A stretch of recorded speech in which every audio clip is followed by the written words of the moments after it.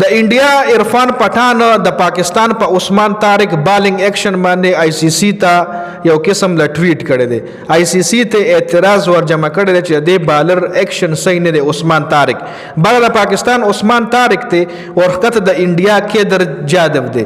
د دې دواړو بالنګ ایکشن کې مطلب سیملارټی شته دی، خو د کیدر جادو بالنګ ایکشن که چېرې تاسو کتلی وي د عثمان قادر نه د عثمان خان نه هم بکواس او انلیګل بالنګ ایکشن چې وو هغه د کیدر جادو وو.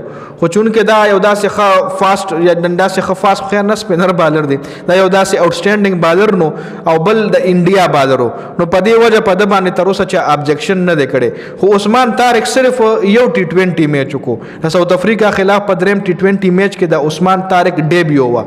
یو خبره در سره بل دا شریکه کما چې عثمان طارق د کې پی کې د پښتون دی او د نوخار د سیمې نه تعلق لري، د نوخار د جی.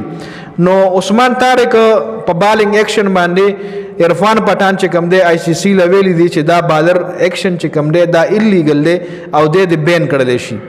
عثمان خان دی بین کړل شي چونکه عثمان خان منم د بالنګ ایکشن کې لګ ډیر مطلب دا بد خپل ټیسټونه وی بیا هغه آی سی سی کوي پاغه انګلز وی دا خپل مختلف چې تبا کم لاس پسنګ کم انګلز کې راولي. لکه دا خو پرېده مړه د بومرا بالنګ ایکشن تاسو ګورئ د بومرا سلو موومنت کې چې کله د بالنګ ایکشن تو ګورئ سلو موشن کې نو تاسو خپل اندازه چې دیږي کې د لکه دا موومنت د بومرا نه دی، دا انتهایی خراب موومنت ته دیږي کې.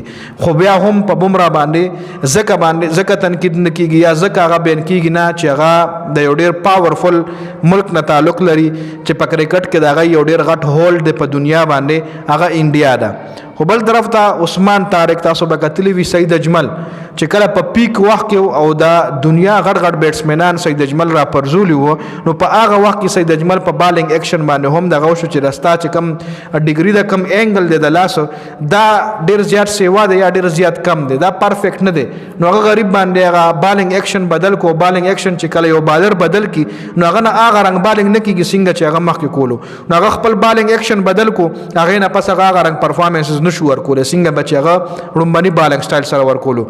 په حفیظ باندې بیا بالنګ دغه په بالنګ ایکشن باندې هم خبر وشو چې هغه هم بیا خپل ټیسټونه ورکړل او هغه خپل ټیسټونه کلیر کړل د بالنګ هغه بال چې کوم لیګلی هغه صحیح شو. دغه رنګ حسنین تاسو ګورئ د پاکستان محمد حسنین فاست بالر پاغه باندې هم د استرالیا یو بیټسمن د ما خیال مارکس ټاینس هغه په تنقید کو امپایر لوي چې د بالنګ ایکشن ټیک نه دی.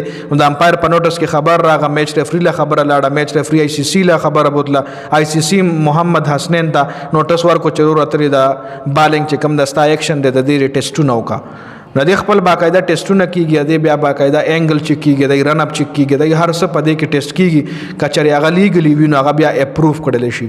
نو اوس په عثمان طارق باندې هم عرفان پټان چې کم دی د اوس نه تنقید وکړو چونکه یو ډیر انوکا بالنګ ایکشن دی، لیګل دی یا لیګل نه دا خو چې کله آی سی سی د طرف د ټیسټونو شیله به پته لګي یو ډیر انوکا یو ډیر ښه بالر دی. نو الله دوی کې چې د ایکشن لیګلی قرار شي او د پاکستان لپاره زیات ټایم سروایو وکړي او پاکستان په ټیم کې زیات ټایم پاتې شي.